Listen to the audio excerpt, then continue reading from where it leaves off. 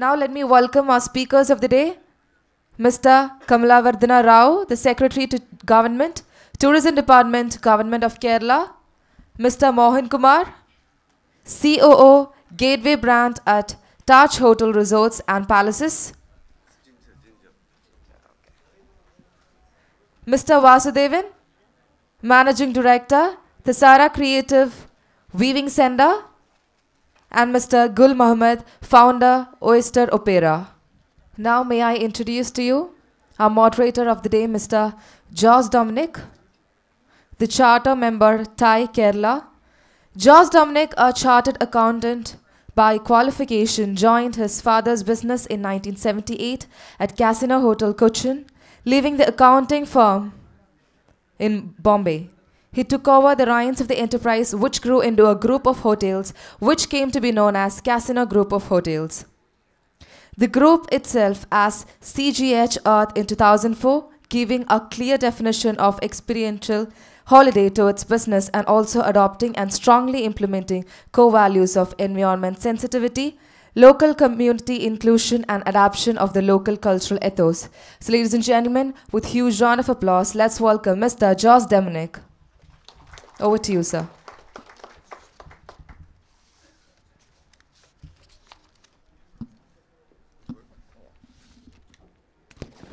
Good afternoon, ladies and gentlemen. This session on tourism, we've given it the name, we added two words to it, New Wave. The context being, this is the third round, the third time we're having a session on tourism. So do not want to be repetitive. We want to talk about new opportunities, new possibilities.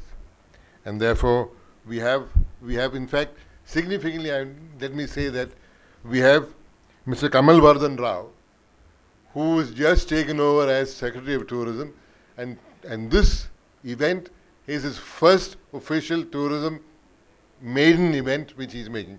He's come, I was thanking him, he's come, just taken over the day before yesterday, and he's come down here. He said, I'm as new to tourism as the aspiring entrepreneurs are.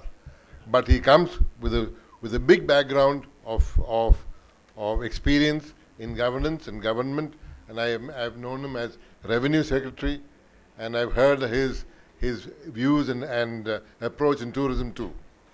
We also have as a speaker Mohan Kumar, who is an old hand in Kerala, in the Taj. He used to look after Kerala, he used to look after South India, and he used to look after Sri Lanka. And now he looks after a new brand of the Taj, which is a new model, and I think a very, very powerful model, which is the Ginger. And I'll just stop there to say that Mohan Kumar is there.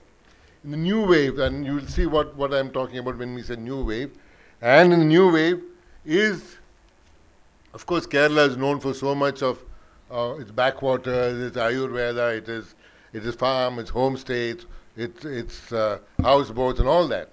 I'm not touching all those areas. And Vasudev, people wondered what is Vasudev doing here? He is a silk weaver. And he's integrated silk weaving and tourism into one fold, and how the linkages of weaving and silk can make wonderful new wave product for Kerala. And lastly, we have Gul Mohammed. He is the founder of an astonishing product, indigenous, of which we will call Oyster Opera. It is an opera, exactly as the word states, with oysters. He grows oysters in the backwaters of Kerala. And through all the growing of oysters, he made an enormous pull for a product and for tourism. And these are the new wave speakers that we have today. Let me just, I know that we've exceeded our time from all that.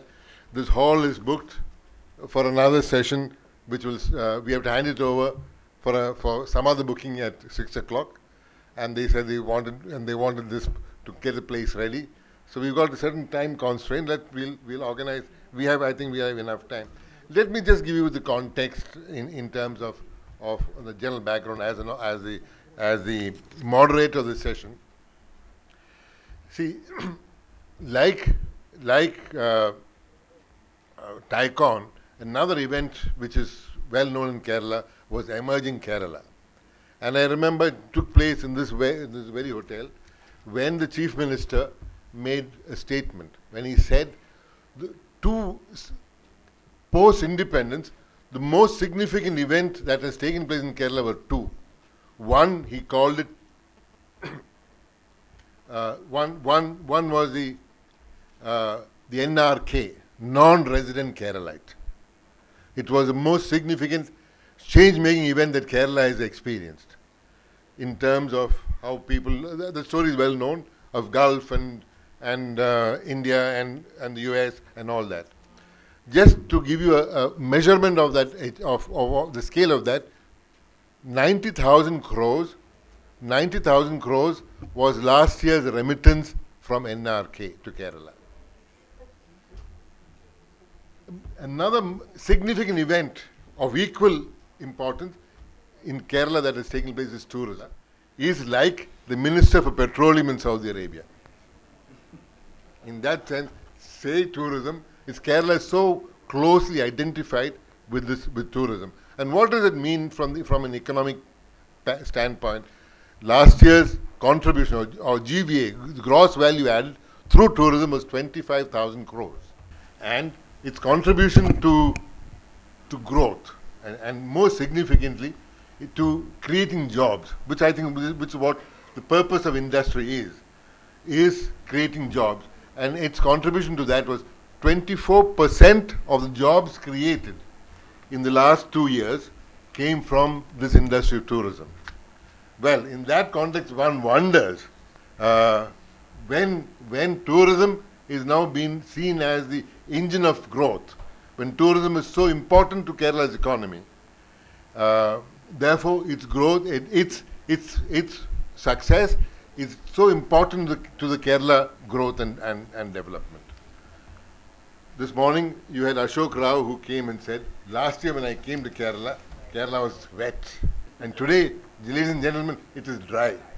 I'm only saying it in a conjecture to say that one really, I think we see a loosening up of the policy, not for any other reason except for that its impact on tourism.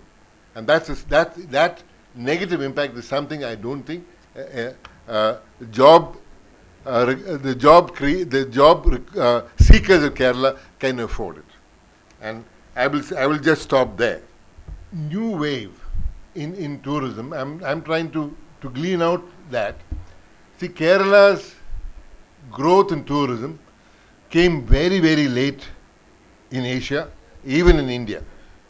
It was a product post Narasimha Rao. Our growth story began thereafter. Before that, Indian tourism began with the Golden Triangle, Delhi, Agra, Jaipur. It was forts, Maharajas, and the Indian rope trick. From there, Goa emerged. From the 70s into the 80s, Goa emerged. Goa was not even recognized. It was a party on the beach. It was charters who came to Goa, a fantastic destination, white sands, great beaches. Many people who came to Goa did not even know whether they were landing in India. It was a product of, that was the position of the product. How did Kerala emerge? Kerala was well known in our post-independent days for the turbulent times it has gone through. It was known for two things, for the red and for the brand of hammer and sickle. These two saw to it that investors were scared away. And that has a significant play on the Kerala product. So what happened is that it was local enterprises which could navigate through the minefield which was Kerala, which at that time. And in that navigation, they created products which were small, indigenous, and which were, well, what they knew. What they did was what they could, and in a manner that they knew. So in small and local was the characteristic of Kerala product. And this small, local and indigenous became the characteristic of this product, and today this characteristic is now become made Kerala a world-class destination. Its uniqueness came about because of that willy-nilly process. Now that from the 90s till now we have gone through. I know when I came into the industry, let's say in the 80s, I remember the figure of international arrivals to Kerala was about 25,000 people a year. Its share in the Indian international arrivals was 1.5% of international arrivals to India. 1.5% came to Kerala. In 2013-14, about the number has gone to international arrivals has gone to 800,000, and its share is now almost 22%. From a laggard state at that time, we have now seen as a front performing state.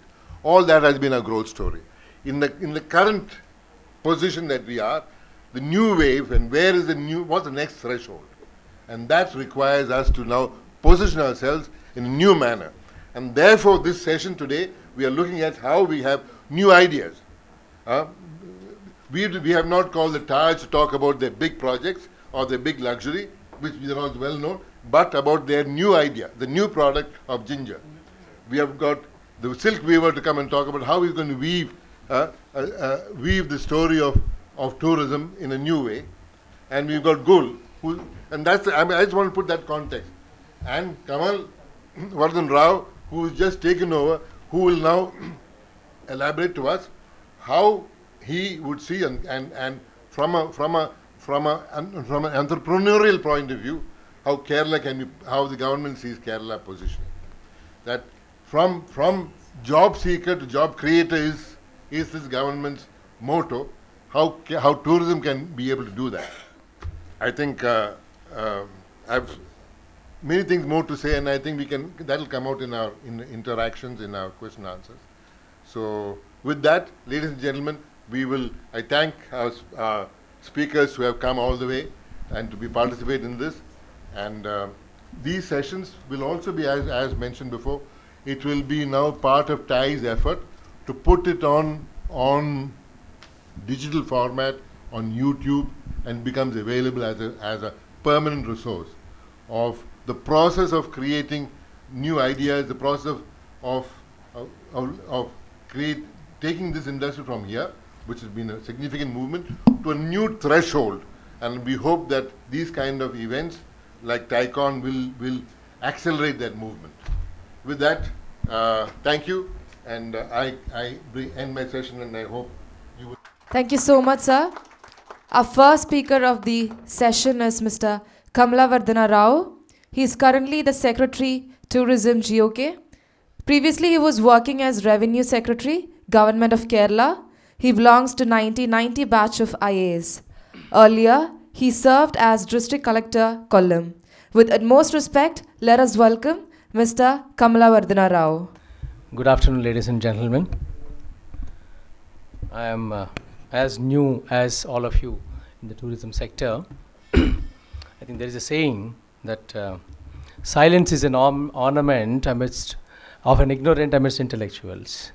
So, but I don't like to be silent, but since I belong to the government, I have to say something.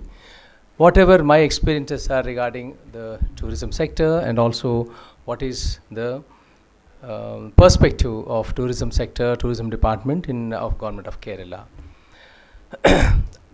Actually, I've seen how Kerala has grown in the last 20-25 years.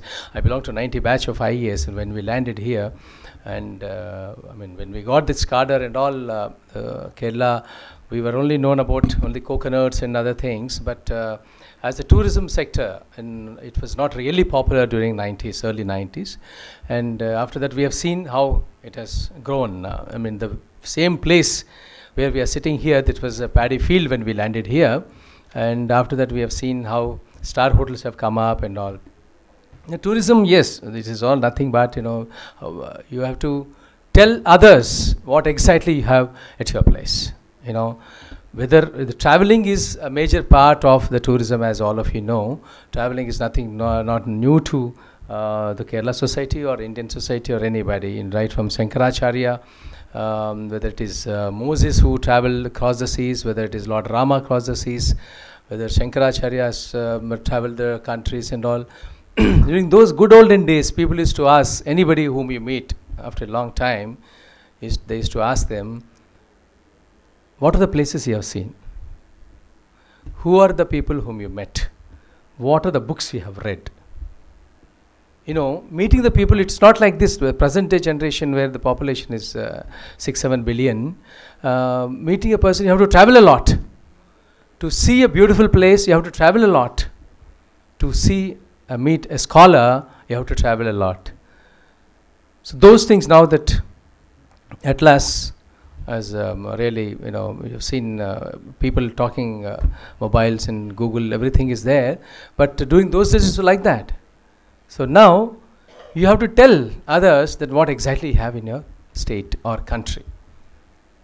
Whether Fahian came here, whether Huitsang came during Harshavardhana's time and wrote books about India's greatness, and whether somebody has told Vasco da Gama about the spice world somewhere in Kerala. All these things is people traveling to some place and telling them that this is our product. Now in the modern language you are calling as a product. During those days maybe you call this, these are the assets that you have, the natural assets that you have with us. These things we have marketed, may not be in the tourist perspective, it is only in the perspective of knowledge. You know, you have to tell them how important a region is, how important a place is, what are the natural resources, how beautiful a place is. And all these things have been told, and now we have reached a stage where in Kerala, because I have to confine myself to Kerala because I am not talking about India and all, that Kerala now has been emerging as a new wave tourism. If anybody is there who has really introduced new wave tourism in Kerala, I would definitely rate Mr. Jose, who has really told the world about Kerala with his coconut lagoon. I mean, earlier people are only knowing about coconut trees. Now it's coconut trees are replaced by coconut lagoon, Taj, Lake Palace. All these things happen because of the basic involvement of the private sector here. People like you. People have marketed very well. It reminds me a good an anecdote. I mean, it's recent, which happened recently. I was Director of Culture in the ministry. I was in charge of the museums in the country. I was also in charge of international cultural cooperation. We were signing cultural agreements with all the countries. So I had the opportunity of traveling across the world, like all of you, during my earlier stints as Director of Culture and Chairman Tobacco Board, and I used to sell tobacco earlier. So as Director of Culture Ministry, Jairam Ramesh was the Minister of Commerce. So he was going to Azerbaijan, Uzbekistan. Then he called us and he said he wanted somebody from the Ministry of Culture to represent and also exchange, cultural exchange program with Azerbaijan. I don't know whether, if any you have not seen Azerbaijan, kindly see that, it's a very beautiful place. Then we went there. And Jairam Ramesh, you know very well, is a fluent speaker, and they don't know English. The people there in Azerbaijan, we took one translator along with us. From the embassy has helped us in taking one translator. Then we were sitting on the, across the table was the Industries Minister, and this side Jairam Ramesh and our Indian delegation, and that side is the Azerbaijan delegation. And if you know Jairam Ramesh, he doesn't carry any paper. He doesn't carry any PowerPoint presentations and all. And even in Parliament also, if you see him, he doesn't carry any paper. He's maybe gifted like that. So he spoke so many things about the opportunities that India can offer as far as petrol is concerned. If you know the GDP of Azerbaijan, GDP is 38%, the GDP rate, because of rich petrol oil sources. So he's along with us was ONGC chairman was there, IOC chairman was there, Indian Oil Corporation chairman, everybody. So Jairam Ramesh told so many things about India and great opportunities, why Azerbaijan people should come and invest. Then after the end of that, he gave a gift to the Industries Minister. That time, actually, all of us wanted to go to the Prime Minister, see the Prime Minister. And the same gift was given to the Prime Minister. So he gave one CD to the Industries Minister of Azerbaijan. So we thought maybe this is a CD of whatever the presentation, because he didn't make any PowerPoint presentation. We thought maybe it is a PowerPoint presentation which is offering in CD. It is Sita or Gita cinema. where Hema Malini played the double role. You know why? Because Raj Kapoor and Kapoor's family is very famous in Azerbaijan and Moscow, erstwhile Russia. And next day, I'd say, again we went to the from there we went to the Prime Minister, and there also he has given a CD. And the Prime Minister opened that CD and he said, Hema Malini. He immediately recognized, Shah Rukh Khan is very famous there. Raj Kapoor was famous, and Rishi Kapoor is very famous there. So, next day morning, nothing was spoken about the industrial, opportunities in India. Jairam Ramesh giving Sita or Gita CD to the Prime Minister and the Industries Minister. I mean, how this man was marketing, it's all about how you market yourself. So, coming here, why people should invest in Kerala? Why should anybody come to Kerala? Of course, I don't want to bother you with all kinds of statistics. How many lakh people came? 8 lakh people came here last year. And it is the growth rate is around 15 to 20% every year. It is going. The statistics are okay, but what is the difference? Because I'm from Hyderabad, domestic tourism is very limited actually. Nowadays it is increasing. Last 10-15 years, after, as you said, after post Narasimha Rao era, people started coming, shuttling here and there. Suppose youngsters like me, when we were young, suppose you ask your parents to give me some money, I want to go to Goa, he won't give you money. If you say you want to go to Tirupati, he will book the ticket and send you to Tirupati. Okay, so, but now it's not like that. My son takes money and goes to Goa. He need not ask me, he only informs me that he is going to Goa. Things have changed, okay. But why should anybody come to Kerala other than other places? Because this place has got, you have backwaters. Jose, I remember in 2000 when I was collector in Kollam, it was World Tourism Day. I conducted one seminar on tourism. I invited him, and he came all the way traveling, and we had a wonderful session in that time. We held one boat race also in Kollam. What really attracts me about Kerala is, as an outsider, one thing is green, yes. The social infrastructure which is there, which is not available anywhere. The social infrastructure. See, you go to the remote areas of Kerala. I don't know how many people have the opportunity of going into the deep into Kerala villages. Everywhere you will find a wonderful school, a wonderful hospital. You will find the latest dental equipment also in the remote area of Kerala. Every village is having a road, a pakka road. There is no kacha road kind of thing. In Kerala, kacha roads are not existing. I mean, this is the social infrastructure, whatever is available. And houses, beautiful houses inside, deep in the forest also you'll have. I mean, that is because of the psychology of a Malayali. A Keralite who goes out and these 90,000 crores, whatever is coming here, his ambition in his life is to construct a wonderful house where he is born and also buy as much gold as possible. These are the two things which is this lifelong ambition of a Keralite. So, but in Andhra or Tamil Nadu, anywhere, if he goes to Dubai, makes 90,000 crores, he wants to construct a house only in Chennai. At the Tirunelveli fellow, he will not construct a house in Tirunelveli. He will construct a house in Chennai or maybe Coimbatore. But a Keralite will construct a house where he is born. If he is in Changanasheri, he will construct a house only in Changanasheri. He will not go anywhere. This has helped actually. This has helped in developing the social infrastructure in the remote, because of these people coming and establishing their houses in the deep interior villages. Government is compelled to construct roads there. Government is compelled to bring out all kinds of social amenities. Parks are there, hospitals are there. So these things automatically develop. You will not find rickshaws are not here. You will not find buffaloes here on the roads. You will not find pigs on the roads. You will not find donkeys on the road. You don't even see bullock carts, buffaloes. I mean, whatever you see elsewhere in the rural sector area in the country, you don't find in Kerala. So these aspects are really, help. And the social order. The social order is very, very essential. I have not heard about any mishap or mishappening anywhere on the beaches of Kerala or maybe in the backwaters of Kerala and even in the hotels in the last 10, 20 years, because there is a social order. This kind of social order is not available elsewhere. I mean, we should be really proud of what we are having in Kerala. We are trying to promote through whatever infrastructure that we plan to create. Mostly during those days also when I was collector, we were trying to see three things are important. You have tourism in Kerala is 3 years are very important here. Tourism in Kerala is accessible. Things are accessible, available, and affordable. These three are very important. You know, accessibility is there everywhere. It is not like, you know, Kerala is situated in a place. It's not like a remotest area where, you know, in New Zealand, you know, you go to Australia, you have to travel all the way to the east. Okay. Once somebody goes to Brazil from Middle East, you have to go to Brazil.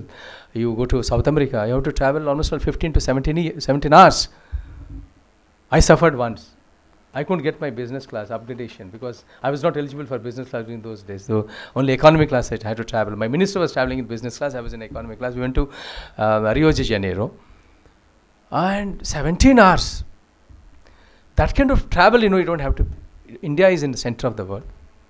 Anybody can come, and, you know, that accessibility is there. You know, lot many chartered flights are there. Connectivity is very good. This has got 3 international airports. You know, which state has got 3 international airports? Tell me. And one more is coming now. Yeah. So, and affordability. Hotels are damn cheap. If you want to stay in Coconut Lagoon, of course, he's the most expensive person. But, you know, others are definitely quite reasonable. You can stay for even 1,000 rupees. You can stay for 2,000 rupees. You know, you have budget hotels here. Every location has been developed by private people. Of course, we have our government guest houses. Thanks to the Britishers, you know, have found most beautiful places in Kerala. The government guest houses are available, and it is affordable is there, accessible, and availability is there. So rooms are also available there. So this kind of thing, this combination is very difficult to get. So once you come, again you have the local cuisine. The local cuisine, you know, you must have tasted everything here. You know, we are very great fans of Kerala food. Everybody for that, you know. Joseph was mentioning that our cuisine we could not really develop and market to the outside the world. I think maybe we'll be doing that. All of you join us. We'll be doing that. So government is trying to construct, you know, approach roads to all these remotest areas, you know, where the some hotels are situated. We want to tell the panchayats and the municipalities and all the state level, make roads there, create some good infrastructure. Okay, then you fund the hotels. You know, state government will come forward to join you in these ventures. Government of India, of course, yes, it has come in a big way to join you. Construction, I mean, going for golf courses and the convention centers, and they have their own the subsidy element which is involved in that. And Kerala's government also, you know, we are also trying to maximize its involvement as far as infrastructure is concerned.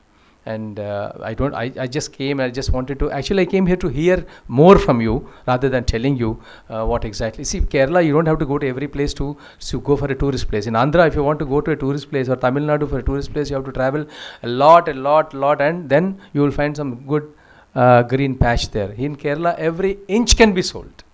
Every inch is beautiful. You don't have to travel anyway. So, this state endowed with so much of potential will have a great future as far as tourism is concerned. I thank Jose for giving me this opportunity. He said yesterday that you have to speak something about the opportunities of Kerala. What opportunity? Kerala is, anybody can come in. Nothing have to be created. Nobody has to create anything in Kerala. You have backwaters, you have sea, you have hilly areas, you have forests, you have estates, rubber estates, cardamom estates, all kinds of estates are here. So this kind of mixture of things, it's impossible for any. I have seen almost all 50, 60 countries like all of you, but I have never seen a place like Kerala, let me tell you. I thank you very much. Just once again, wish you all the best. Thank you so much, sir. With utmost honor and respect, let's welcome our next speaker, Mr. P.K. Mohan Kumar. Mr. P.K. Mohan Kumar serves as Chief Operating Officer, and now he is MDA at Ginger Hotels. And Mr. Mohan Kumar is responsible for the operations and performance of 25 gateway properties in India and 1 in Sri Lanka. Industry and trade recognition include Vice President Scalclip, Colombo, Bangalore, Chennai and Mumbai, chairing as a Vice Chancellor, Chairman for the Tourism Task Force, Bangalore Chambers of Commerce and Industries. Ladies and gentlemen, with huge round of applause, let's welcome Mr. P.K. Mohan Kumar. Good afternoon. Just want to, it's always a privilege and pleasure and also an emotional sentiment for me coming back to Kerala, because I was born in Kerala, schooled in Trivandrum, and then you know, like many other Keralites, obviously had to go out of Kerala in search of a job. And that took me to Bombay. I studied at the Hotel Management Institute, of course, run by another Keralite who was a legend, Ms. Thangam Philip. So, and my life has been with the Taj Group of Hotels all my life. In fact, 41 years is a long period for me to be for anyone to be in the Taj Group. So I just want to say thank you first to Jose, who's my very old friend and I admire him a lot. He's a role model for tourism in Kerala. So thank you for inviting me over here. And also to Mr. Kamal Rao for welcome to the tourism. It's indeed a hugely challenging assignment. And particularly for us, the Taj Kerala Hotels and Resorts will have him as one of the directors in the board. So welcome, sir, to the Kerala. And then also to Mr. Vasudevan and to Mr. Gul Mohammed, who are going to actually speak here. I think the time is very limited. 15 or 20 minutes is hardly any time to speak about tourism in Kerala. Particularly this challenging title project called the New Wave Tourism. But I'd like to start with what is a very, very current topic. If you actually look at the Economic Times today, they talk about join the gold rush. I don't know how many of you actually read this article. It's come today in the Economic Times. It's there in Kerala. And that talks about that now there is no more jobs. Every single bright youngster in this country is looking for startups and entrepreneurship. So all the IITs, all the IIMs, they all are filled with a lot of campus interviews, picking up people for startups and trying to translate the dreams and innovation into entrepreneurial successes. So whereas people like us, our generation, we have had to do with jobs, but I've had the privilege, just to make it quick and short, of having started my career with the Taj Mahal Hotel Mumbai, which is the ultimate in luxury. And I traveled along, went all over the world. So I've been both non-resident Keralite outside India and also inside India. And have had the privilege to travel across all the brands. That means the luxury, premium, mid-market, and now of course I'm heading the what we call the smart hotels, or the economy and the budget hotels. Now, without much ado, I just want to get in with my story. See, from a company executive, from a management trainee, and from a company executive, looking after the business on behalf of the board is one thing. As a company executive, as an operations manager, to becoming head of a company. So I was actually given the assignment to actually head the company as a managing director on the board just 2 years back by Mr. Ratan Tata. It's his dream. As you know, there are 3-4 brilliant innovations that he brought about. One is the Nano, the other is the Ginger. And of course, so he has been a dreamer in many ways. You know the various brilliant pursuits he's had. Along with that, there was another gentleman called Professor C.K. Prahlad, who is very well known from Michigan University. So between the two of them, they realized it was actually on the basis of what we call bottom-up pyramid. India is actually a mass market for the mass products. So based on that philosophy was this innovative thing called how can we make affordable hotels? Hotels that are at an affordable price point, yet it obviously has to have a margin, and yet it has to be a branded product, and it has to have the scale, and it has to also be replicable. And that's what the Tatas embarked upon way back in 2002. So it, when actually a large group like the Tatas go in for innovation, they obviously take their own time for going into research, then they develop the prototype model. They go through all the process of actually evolution of a product before they actually launch it in the market. So new wave of tourism for us, the Ginger story. And I've been with the Ginger for the last 1.5 years. So you see, having spent so much of your lifetime with a group like the Tatas, which is highly, highly emotionally connected, I think the Ginger story and then you are given the charge of the company. This is where actually I've learned entrepreneurship. Today, maybe beyond the Taj, I'm really ready to actually get into business, which was unheard of for a middle class person like me. But today, even though I have come to the final stages of my career, even someone like me actually aspires to become an entrepreneur, because there is huge opportunity for all of us in this country. This is perhaps the best time in this country to go in really for a lot of risk, dare to do things, translate your dream into reality. So let's see, let me just share my, so that's it, Tata Group, that's just the contexting. As you can see, there are a lot of innovative products there. Ginger, so Ginger is basically smart basics. See, what we want to say is that we want to move away from this terminology called budget hotels, because budget in India has a negative connotation. So my advice to all of you here is, in Kerala, please do not officially make this term called the budget, because budget has a negative aversion. For instance, Nano, one of the main reasons why it did not really take off was it was actually interpreted as a cheap car. That is one of the major blunders that we did in terms of marketing. It was a brilliant design, as you know. Nano is still surviving. So we want to take care to ensure that when we talk about new wave tourism, what we are talking about is new wave smart hotels, new wave smart resorts. When we talk about new wave smart hotels, we are talking about not conventional hotels, but we are talking about technology and design. So design and technology is going to drive this particular product.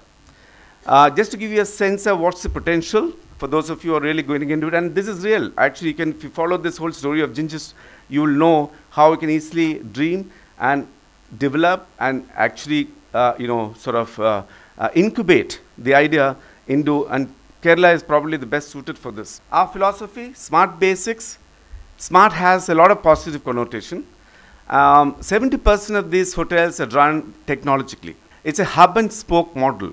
So therefore, what really happens is that you can actually have, you can have a location, let's say if in Kerala, if it's in Cochin, and you want to actually go into various transactions which I'll present to you, you are based in Cochin and you are actually operating hotels in all the other districts. This has a potential across the whole state of Kerala. You can do that through technology. You can do that through software, operating systems. You can also do that through design, by making sure that the product that you design is prototype, it's scalable, and it's replicable. Okay, this is how it is. I was very keen that when I am invited to an audience like this, especially in Kerala, who are extremely knowledgeable, you're all very serious audience, I thought of actually sharing some of the company's secrets. These are not that normally I share with everybody, but I thought I must do this so that you will actually have a meaningful experience of what I'm trying to share with you. Design and development consulting, that's where it all starts. Then it comes to sales, marketing, and distribution, hotel operations, which is the most crucial thing. You have to have hotel professionals run your hotels. But again, I'll talk about how many you need. You need just one hotel manager and about 6 staff, that's it, to run a 100-room hotel when it comes to smart hotels. Procurement, it's the most important thing. So it's again centralized. So everything that you actually wanted in your hotel is centrally procured. So you have a scale, you have a low cost, and therefore you have also a huge control over your inventory. A human resource, again, you can completely outsource your housekeeping and your whole lot of services that you have in the hotel, whether it's a security, housekeeping, engineering, to the extent even outsource your catering. For example, you just give them space to some local caterer to actually come in and do your catering on a revenue share model. Information technology therefore becomes the most hub. Incidentally, in India, one of the industry sectors that use the maximum of IT is hospitality. Almost about 70, and probably become about 80 to 90 in the years ahead. In the US, it's almost about 90% is IT-driven hospitality business. Ginger is actually one of the fastest growing hotels in India. with a planned growth of about 20 new hotels in India. By now, we should have been about 100 hotels. That was our plan when we launched a hotel in 2004 in Bangalore at Whitefield at 900 rupees a room. That is what we started off with. But today, of course, we are on an ARR of about 2,000 rupees. So it's a very thin margin business. So you obviously have to scale up. You have to have drive volumes. Therefore, you really need to have different types of transactions. That means, I'll come to that. So we are really ramping up. We want to scale up to about 100 hotels in the next 3 years. So this is the Ginger growth story, as you can see, from 2005. Look at what has happened in 2011. That's the time when we actually did the, we reached a certain gestation period, and then it's just going up in terms of the revenue, also is in terms of number of hotels. Distribution of Ginger hotels, we have owned, out of the 31 hotels, we own 47%. We have actually lease 40%. That means we also do part owning of that. So that's another model, lease, apart from ownership. So, but whenever you start a new company, you have to have a prototype model yourself. You need to build that yourself. Okay, so that becomes your model. And that's most important for any startup entrepreneur. Whatever product actually you're looking at, you have to bring in your innovation, your creativity, your ideas, and your sweat and your blood into that project, so that you know exactly how that model is. And there are a couple of things which I like to tell you. Dream big, but start small. De-risk yourself when you're actually experimenting in the first project, so that there is, you really have, of course, there are scope for you to make certain mistakes. But when it comes to finances, you've got to be extremely careful. So therefore, do not overexpose yourself. Ginger model is, as you can see, Ginger investment model is leased. So one of you can do that. I mean, whoever is aspiring to go in for hotel business, you can look for land lease, you can look for shell lease. That means someone has built the shell and is just ready, it's his incomplete project. You walk in, you do the fitment, and you run it. You have a lease agreement with that person on a long term. You do a flexi lease. You also do a revenue share model.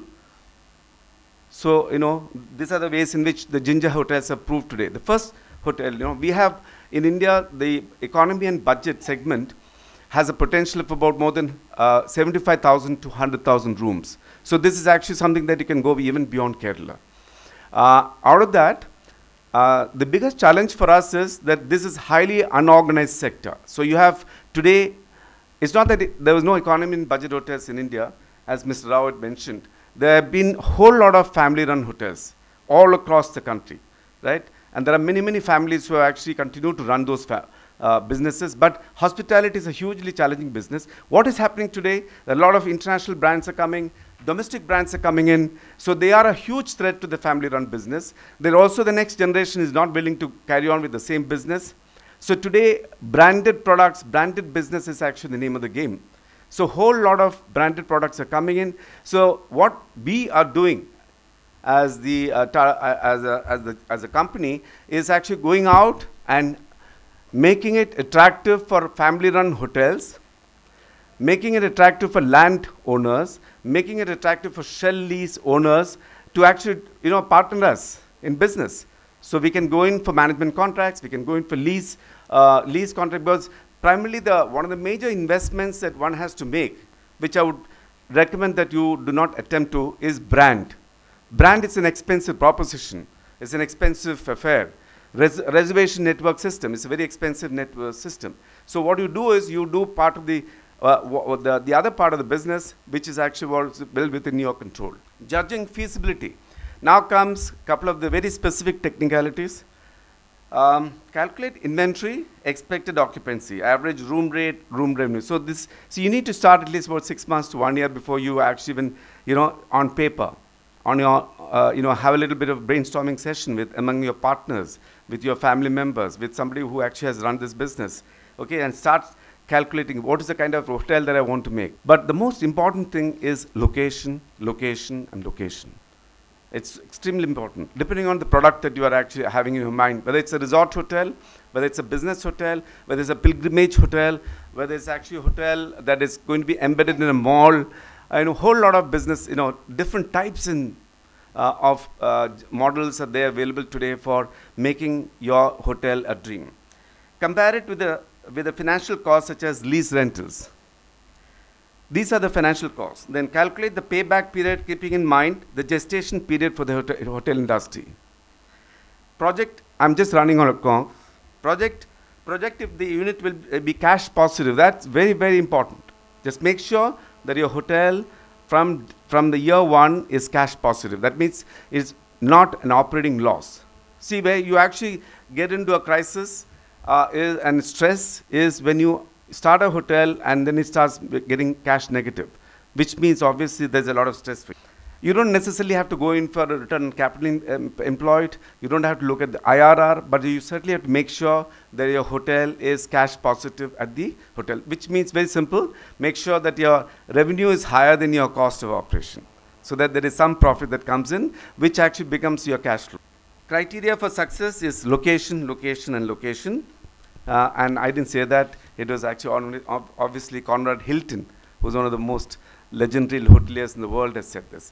And that it cannot, it is probably one truth that one should not ignore when you're coming into hospitality business. Live case study. This is where I'm actually sharing with you about a Lagarde Ginger Hotel. When I took charge as the MD of this company, there were more than 9 hotels which are actually going through a lot of crisis.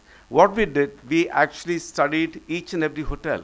We went into everything that actually talks about the scenario around, the location, the catchment area for the business, the product, the cost of the product, the cost of investment, location disadvantage. So and then found out in this particular hotel, there were these disadvantages. It was not in the right location. So therefore, it's 5 kilometers away from the main catchment area. 5 kilometers is a long distance for any tourist or corporate traveler when it comes to business. Discounted rates to overcome the handicap of transient corporate. Now, these are little technical words. Transient is nothing but free independent traveler. You would have heard of the word called FIT. That's your most cash-rich guest. So if you don't have the FIT travel and you have more of discounted rates, obviously you're diluting and diluting your inventory, diluting your underselling your room.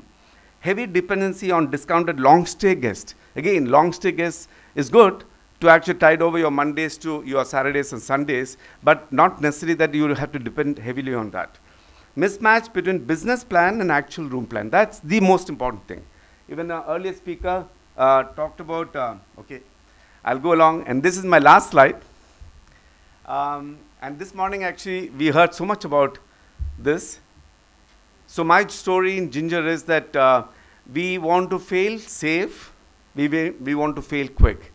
The story that I learned in my last 2 years is that, don't be afraid to fail. Don't be afraid.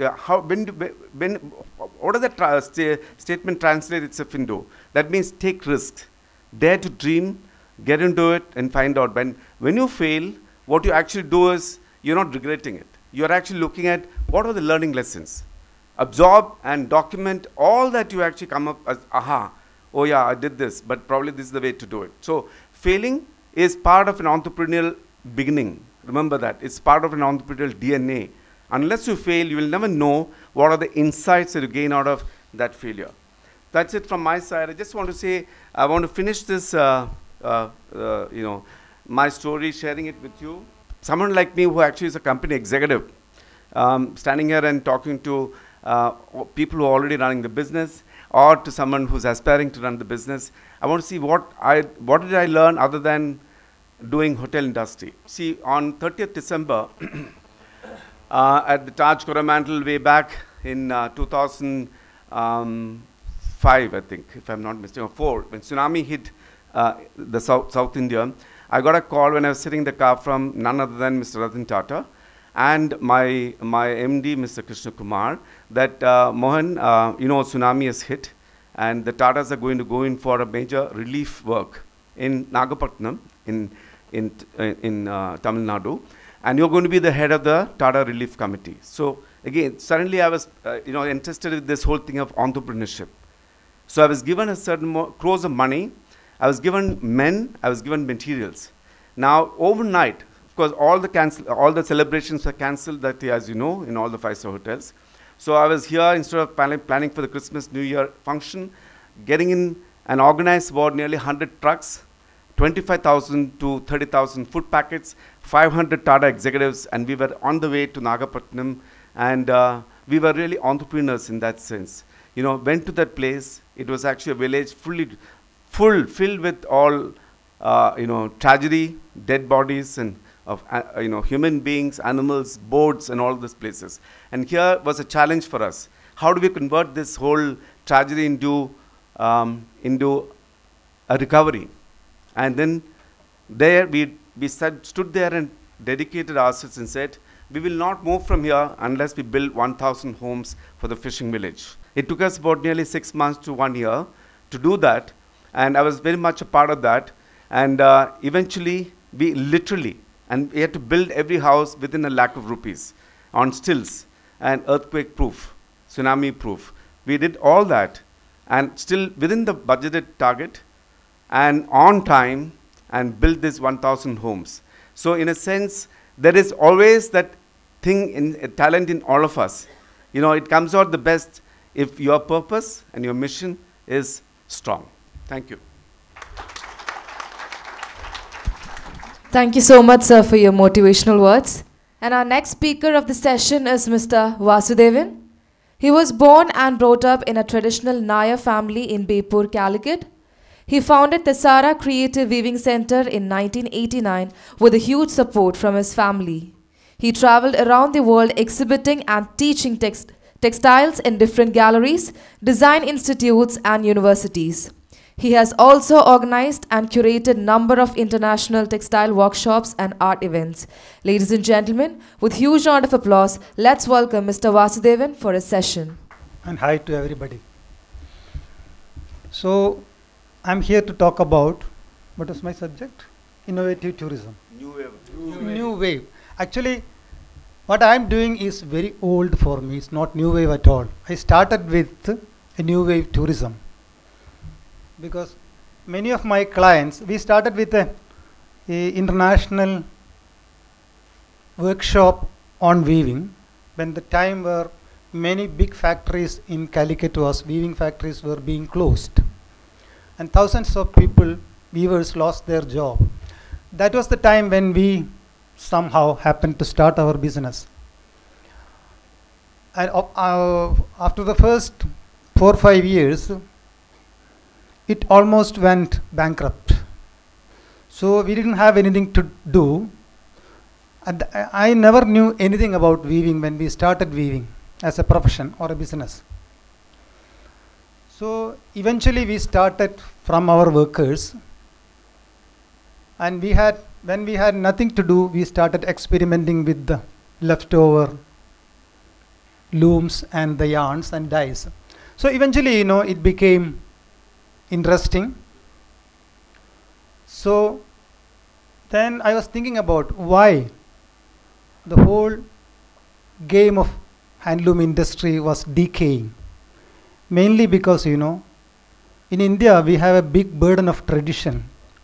And we as a society and individuals, we even think that deviating from tradition is a big sin.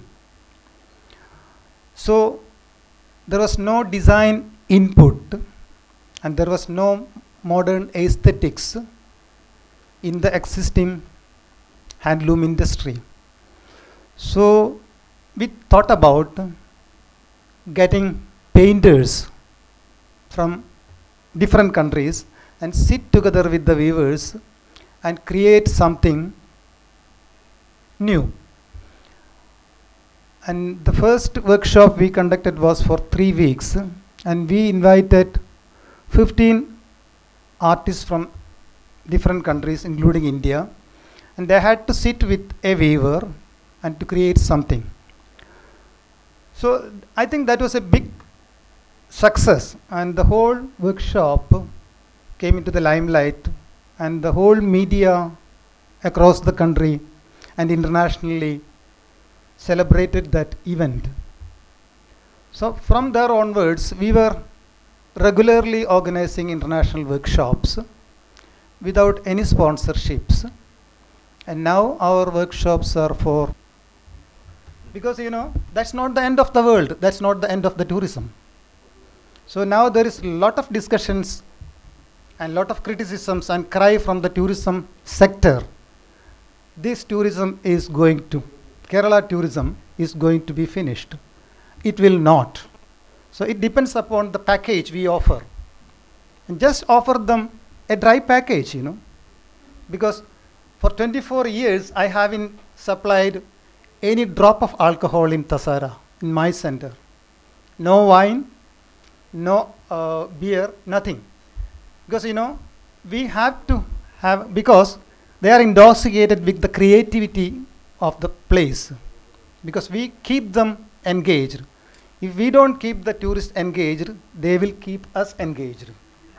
So the simple trick is keep them engaged. So don't let them miss alcohol. I'm sure that the tourism will flourish even without alcohol. So I'm not bothered. And I, as a doyen of this field, I asked Mr. Dominic, I did personally apply to him, why don't he try at least one project without alcohol? And let us see the response. Because this is a kind of, every sector, I call it lobby. There is a kind of bar lobby. They will always insist for, stand against the ban. And the hotel lobbies, they will. But that's a small lobby, by and large society is outside this lobby. So when there is a social discussion is happening about anything, now we are discussing about the social issues of alcoholism. So I don't believe in total ban, but if the society, democratically elected government, if after proper and wide discussion, if they are going for a ban, let them at least go for an experiment. And as we all know, the next government will lift the ban. So why do we bother? So just for another 2 or 3 years, let us try this. Then let us take the actual balance sheet of that. What happened to tourism?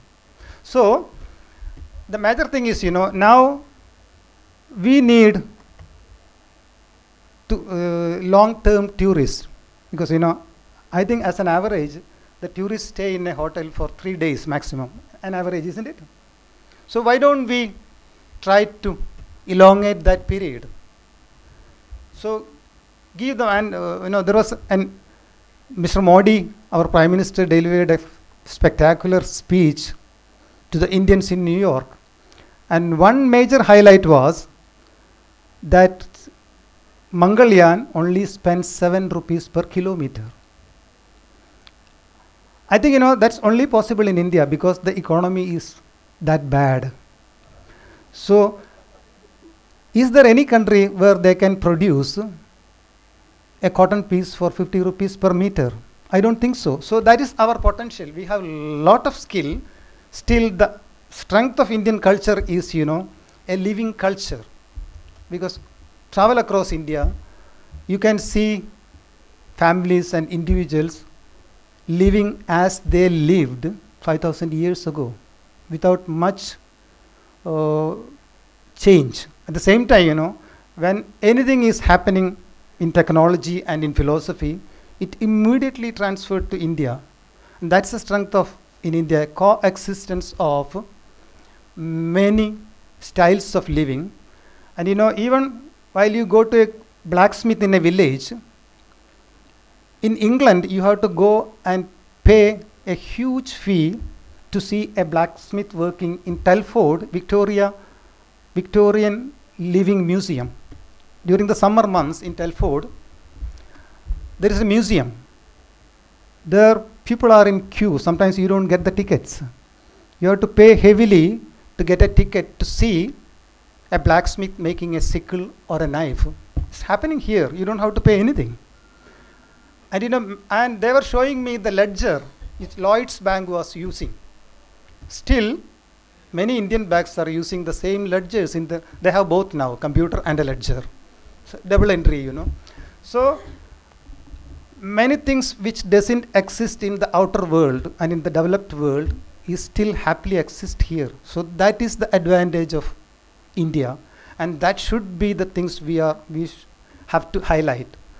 Go to the back streets of Calicut, the busy gold souk, you know, and there are goldsmiths and silversmiths, old people sitting and making ornaments without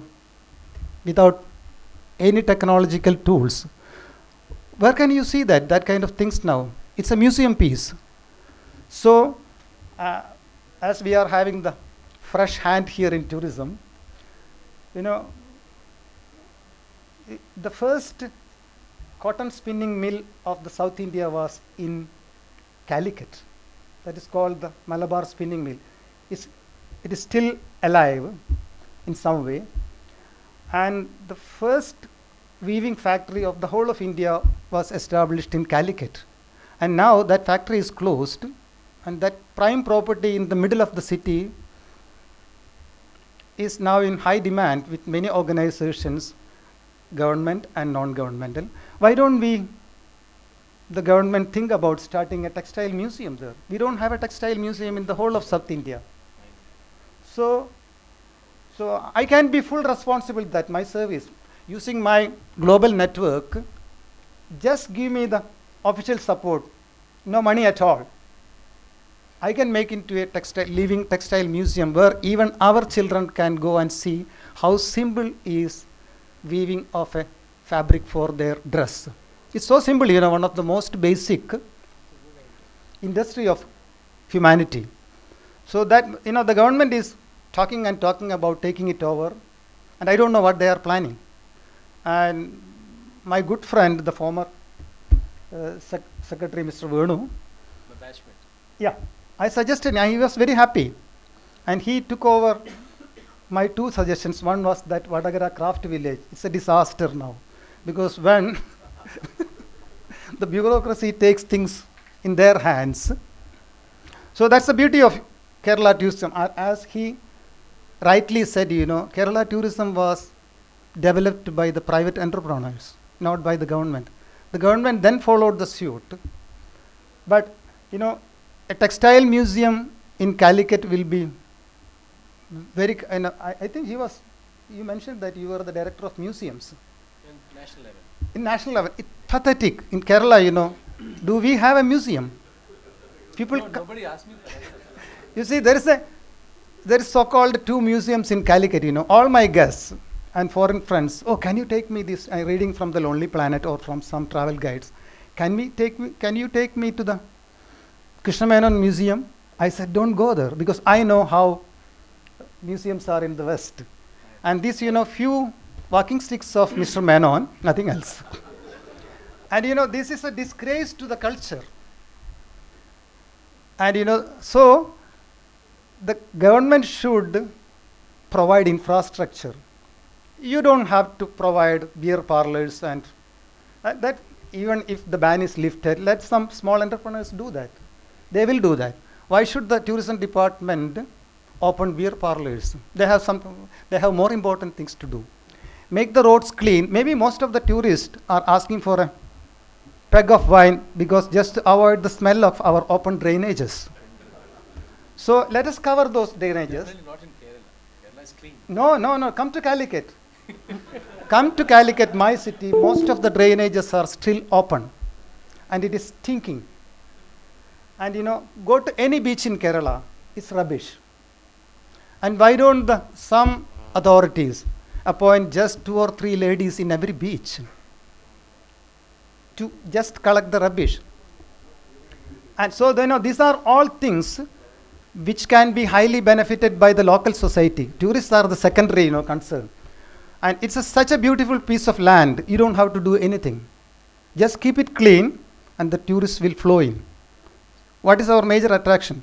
Like in Rajasthan or in that Golden Triangle, we don't have big historical monuments, no palaces. Why people are coming here? Are they coming for alcohol? Don't they have other places? So we have to find out why they are making it into a destination.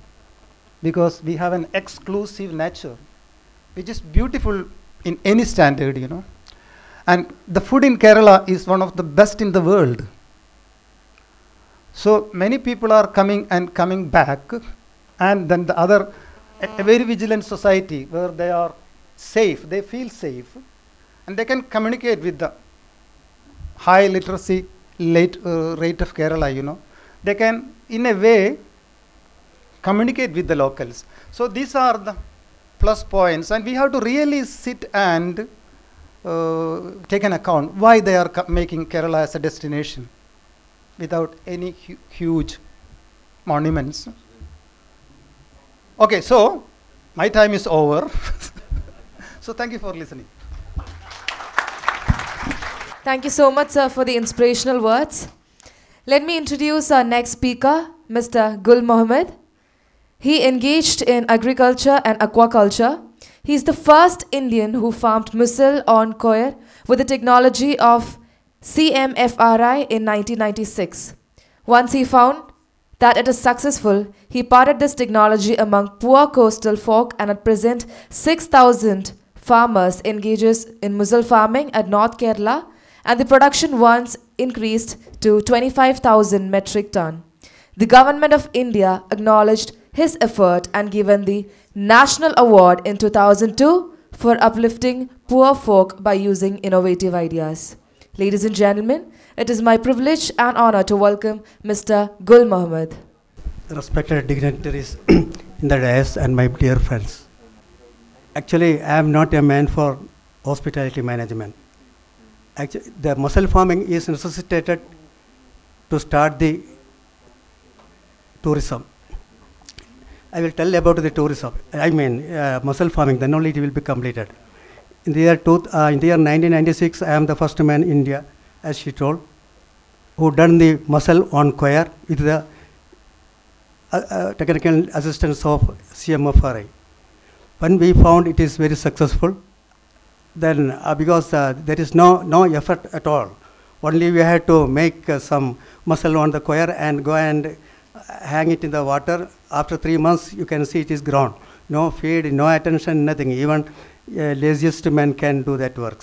Such a easy way. So actually, I was overwhelmed. Within no time, I can become a rich man. But by the time, unfortunately or fortunately, the exporters told, if you are making few tons, we cannot canvass export order. Unless, if you want to canvass the order, you have to make thousands of tons. That means thousands of tons cannot be produced by me, because the backwater and other things belongs to the government. So, all disappointment. Then after some time I felt, such a technology, why should I lose? Then I decided to part this technology among the poor people. Then I started traveling from Kasaragod to Kannur in the coastal folk, especially women folk, telling that you can start this. Once you are making small quantity, in total it will become big quantity that will help the exporters to export the product to foreign countries. Then with the great hesitation, in the year 1997, about 40 girls came to us for making an experiment. We made it to self-help group, and we got some loan from the North Malabar Grameen Bank and some IRDP scheme. They started the farming. Within 3 months, they got a very good reward. By the time the neighbors saw that one, then they also started coming for helping.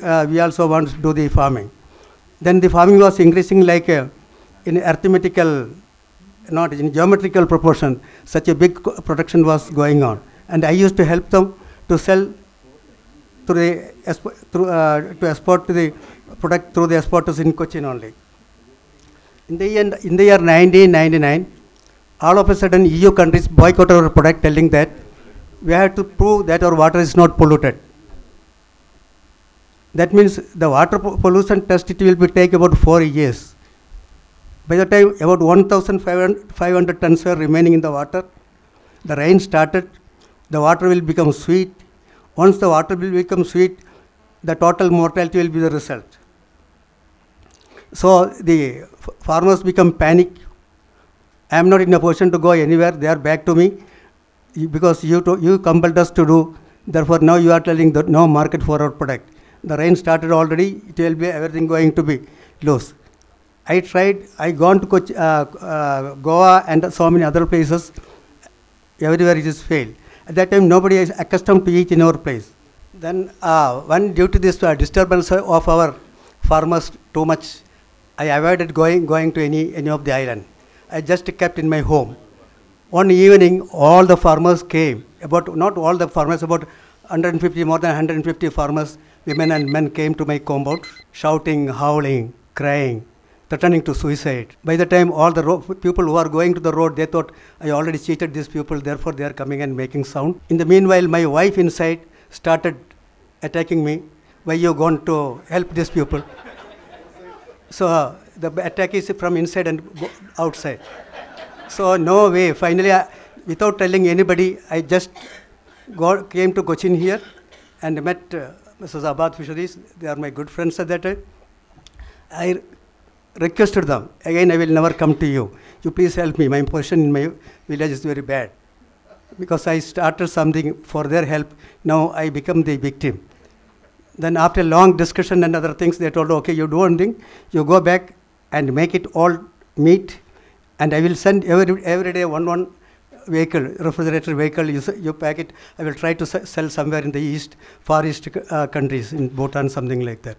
So in the rain started, heavy rain, and we about 150 or 200 people were daily working and made all meat and sent to them. And then I collected the money and distributed among all these people. And immediately I called a meeting of them and told, again, if you want, do the farming, never depend on me. When you are getting profit, that is for you. When you are getting the loss, I am the reason. No. Then they told, no sir, no other people to help us. Due to frustration, we told, we want your help. I told, okay, I am ready to help, provided at least you have to obey what I am telling as regards to the farming. They agreed. Accordingly, again, we started. And when it is raped within 3 months, I told them, you take in your head 5 to 10 kilogram and go to the mainland. The rich people are staying there. Go to house and try to sell there. No, sir, nobody used to eat this. I told, we have to make them to eat, no other way. Then we will be the first. Then these poor people started taking, and every day they were going to the mainland, coming 1 o'clock without selling a single one. This happens for 7 or 8 days. By the time these people's attitude again changed, they started grumbling. You are having the food in your home, we are starving here, and you are bringing new ideas, putting on our head, something like that going on. Then immediately again I called a meeting of them. See, there is only in front of you, there are 2 things, do or die. You already promised that you will obey what I am telling. I told them, see the mainland, you can see a lot of rich people. Why they are rich? They have taken a lot of pain and they have taken a lot of risk. You don't want to do anything. Therefore, you are always poor. What you are telling? Tell me. Then again, with great hesitation, they started going. Within another 5 or 6 days, they started buying little by little. They could understand the taste. We have given the recipe to them. Only that year we have taken in our head. Afterwards, never, because within no time, this is spread. This news. And all every day, people, vehicles coming and standing queue for our product. And we are not in a position to produce according to the demand. Once our production increased up to 25,000 metric tons, and that is not sold in foreign countries, only about 4 or 5 districts of Kerala, nearby our district. And then afterwards, afterwards what happened, due to this too much intensive farming, the growth started. Some problem came. The government was not interfering because the government is giving only 5,000 rupees every year as something subsidy. I requested them to do like that. But now, okay, now the production is coming about 10 to 15,000 metric ton. About 6,000 farmers are engaged in this. And we made 2 demonstrations in the sea. It was very successful. We want to shift to there. But in the meanwhile, other than this, we were having that Capaficus on algae, and we done crab culture, we done prawn farming and oyster farming. So many things are there. Therefore, I approached the government, left and right, and requested them, you bring some tourism in our place. But they will, I am sure they will they cannot do the thing. They will tell, okay, we will do something like that. By the time, one of my friend who is in Trivandrum, is a journalist, he told me, why you are wasting your time back to the government? Instead, how you started mussel farming? Likewise, you also start one small tourism, that will help you. Actually, what I want to make my farmer's house as homestay, so the tourists can come and stay in their houses. They will get some income. That will there will be more development, because after the mussel farming, they are having the electricity, they are having the TV. So much changes they came there. Then finally, by hearing this, up to that one, I don't know anything about the tourism. That I told you, I am not the hospitality management, but I was compelled to do the tourism. So when my friend told this, immediately I am having very little money, but I am having 6.5 acres of the land on the backwater side. I made 4 or 5 small huts by using some coconut tree wood and some coconut bridges and some small lighting here and there. And I thought once I am getting too much money, I will make a all concrete house or something like that. Then finally, one tour operator came from Germany. He was fascinated. Then a lot of Germans started coming there. So even they used to tell, yes, please make off the light night time, and they want the natural light, see the things there. Then gradually the guest from the our home guests started coming, but their demand is different, because they are demanding more light. We want that one, because they are not ready to compromise for the facilities and other things. But at the same time, I don't know which is good and which is bad. But when I started this, once our Dr. D. Venu, at that time he was a tourism secretary, once he is telephoning and telling, Gul, I am coming tomorrow there. I am completely upset, because if he is seeing such a cheap quality of the things, what he will be banging me, scolding me, something like that. When he came here, he is telling me, wonderful, what you have done. I told, well, sir, I couldn't understand what is all these things. Then he told, hey, this is the responsible, eco-friendly, and this is responsible tourism. Why responsible tourism means I don't have the money for bringing the all educated people for working in this one, hotel management people. I don't have the money. Therefore, what I told my country people, you come and you do this work, you supply that one. They came with a lungi and putting this one. Yeah, they are all working. And the women who were there, the women who were nearby Janagi and Kalyani, I told them, you please come and do some food. Like that I had done. Then I was telling, this is the responsible tourism. Like that I become a responsible and eco-friendly man. Actually, by truth I am not. Then I am having, sir, up to here I reached, but I am having, sorry Mr. Vasudev, I am having little disagreement with you. Because this Deepavali season, I am the first man who don't have a single guest in my resort. Because actually it was booked about 4 or 5 months before from Gujarat. And when this that alcoholic that law came, they are having a misunderstanding. Even we cannot, even bottles, and they are seeing in Kerala, the police will arrest them. So they cancelled all the booking, telling that, however, Gujarat is dry. Again, we want to come to dried Kerala. Like that, they have cancelled my order. But see one thing, the people who are coming to the resort, they are not the addict to the drinks. They are all decent, very decent people. They may be taking one beer sometimes in 1 week. But when they are coming to a tour, when they are little relaxation, coming some relax, instead of 2, they will be taking 3 beer, that's all. Because once I remember, a group of doctors came from Manipal Medical College. They have taken all the cottages. I saw they were howling together. standing on place, all together howling like a fox. Then I ran and told what happened. I thought something happened there. Then they're asking what happened, why you came here. I told, no sir, why you are howling like that? See, gentlemen, in Mangalore town, we are not in a position to howl. Therefore at least to have some howling here. That also, you also want to stop me? So in the way, the drinks, I am not telling that, I am not advocating the drinks, but at least they should get something.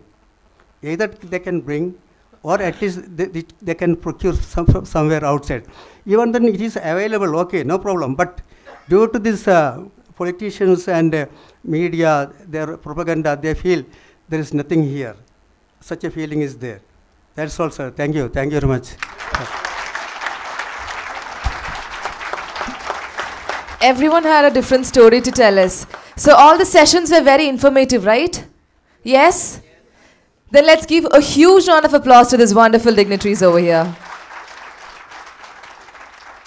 And now we are moving on to our Q&A session. Over to you, sir. So we have a few, we'll take a few questions.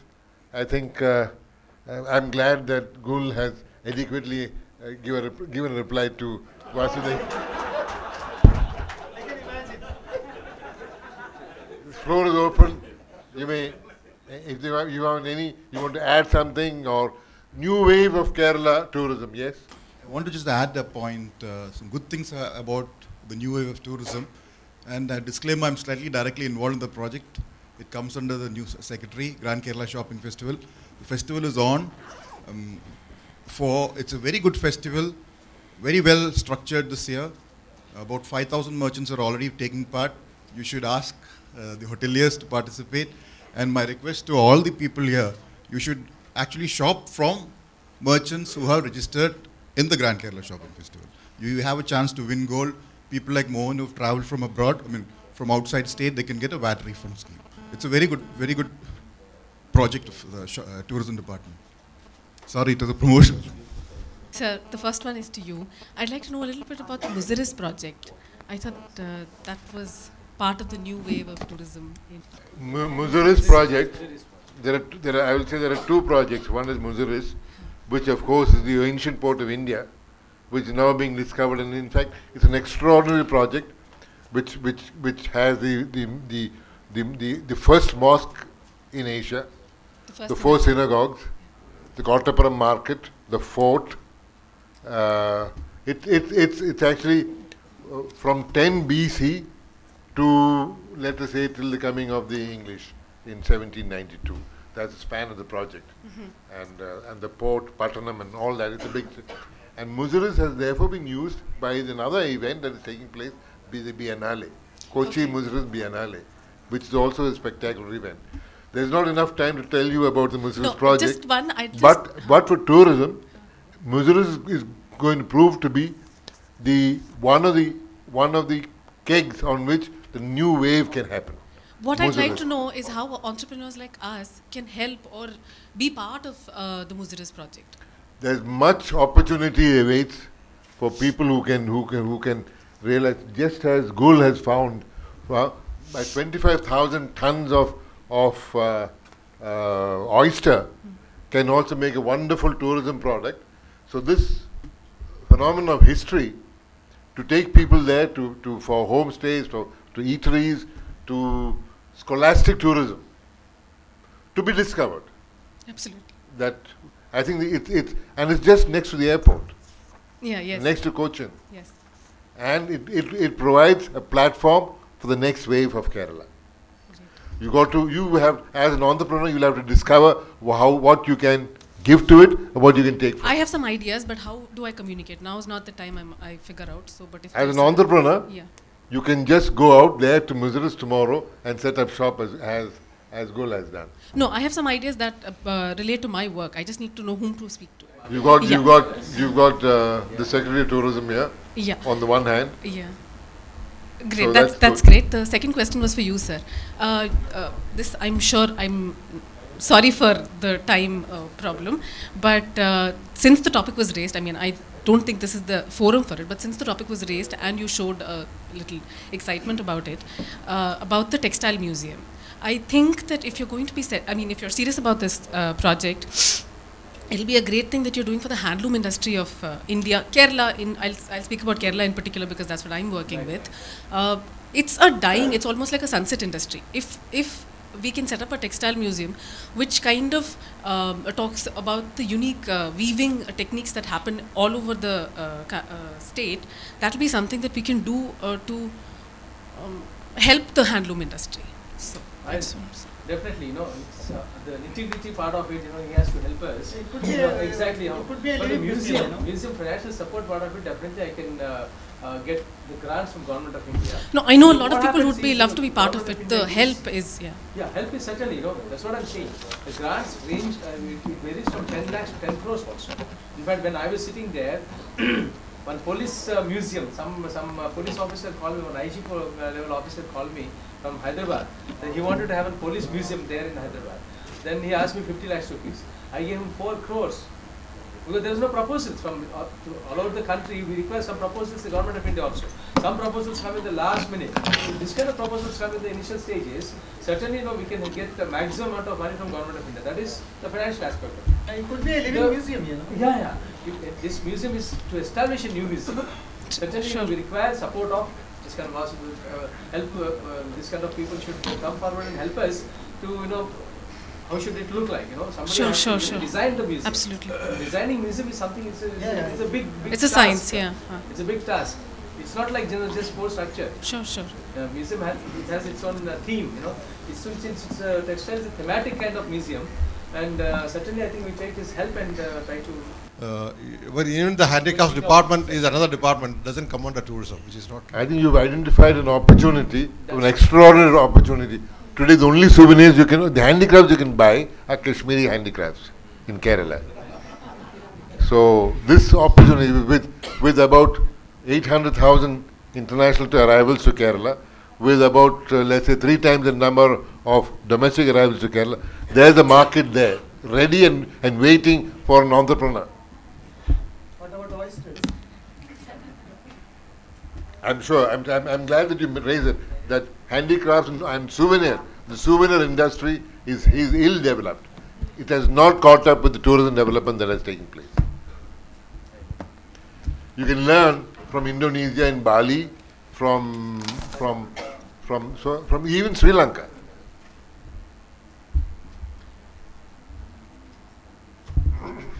I have a question to the Secretary for Tourism.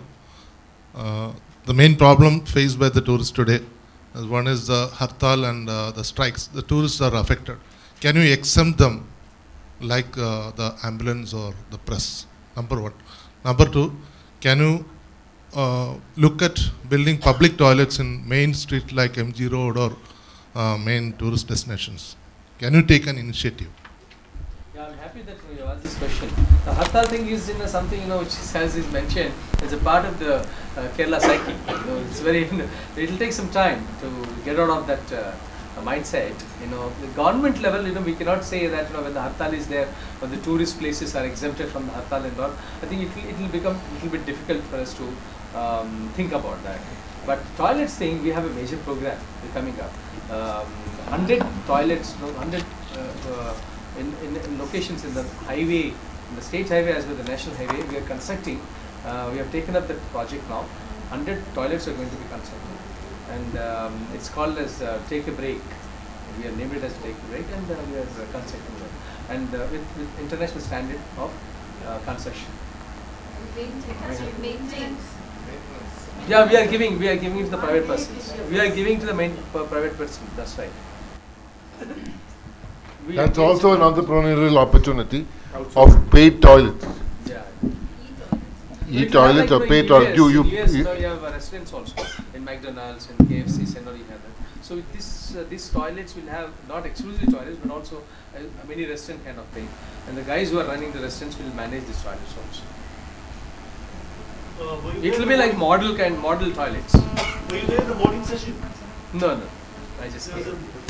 Pre-lap toilets being we are looking for that also. We are looking for that. Yeah. The thinking is going on and we still, government is discussing on this. But we are finalizing the model. So with that, can we bring this session to a close? Thank you. And let me just say that I would just like to say thank our friend sitting here, Anandamani, who has actually been the coordinator, and please conduct this. Yes, as token of love, we have small mementos, and to give away the mementos, may I welcome Mr. Anand Mani, the coordinator of the session, giving the memento to Mr. Mohan Kumar, to Mr. Kamalavardhana Rao. A huge round of applause, ladies and gentlemen.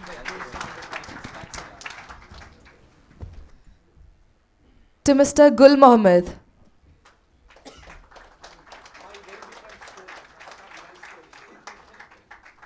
And last but not the least, to Mr. Vasudevan.